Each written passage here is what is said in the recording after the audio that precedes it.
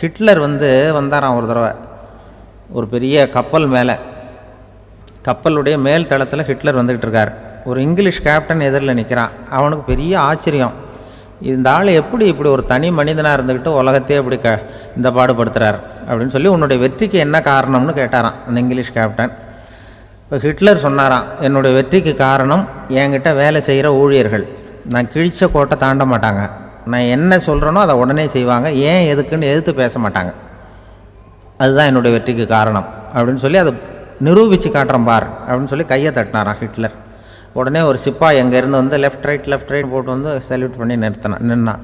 உடனே ஹிட்லர் சொன்னார், நீ அப்படியே இந்த கப்பல் மேல் தளத்துலேருந்து அப்படி கடலில் விழுந்து செத்து போடா அப்படின்னு பொத்துன்னு குதிச்சுட்டான். எதுக்கு சொல்கிறேன் என்ன இதில், உடனே குதிச்சு செத்து போட்டான்.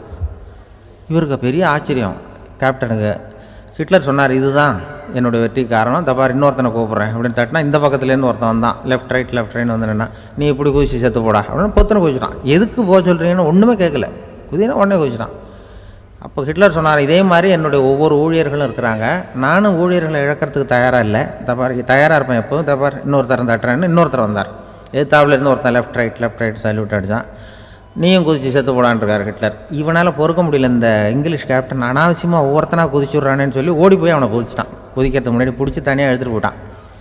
தனியாக எடுத்துகிட்டு போய் அந்த சிப்பாய்கிட்ட கேட்டாரான் அந்த இங்கிலீஷ் கேப்டன், ஏன்ப்பா அந்த ஆள் குதிக்க சொல்கிறான்னா நீ ஏன் எதுக்குன்னு கேட்குறது இல்லையா, உடனே குதித்து செத்து போகிறீங்களே, இதெல்லாம் என்ன அநியாயம் அப்படின்ட்டுருக்கான் அந்த இங்கிலீஷ் கேப்டன் கையை பிடிச்சிக்கிட்டு. உடனே அந்த சிப்பாய்க்கு கோவம் வந்துட்டு தான், உடையா கையை, இவன்ட்ட வேலை பார்க்குறத விட உழுந்து செத்து போகலான்னு நான் குதிக்கிறான்,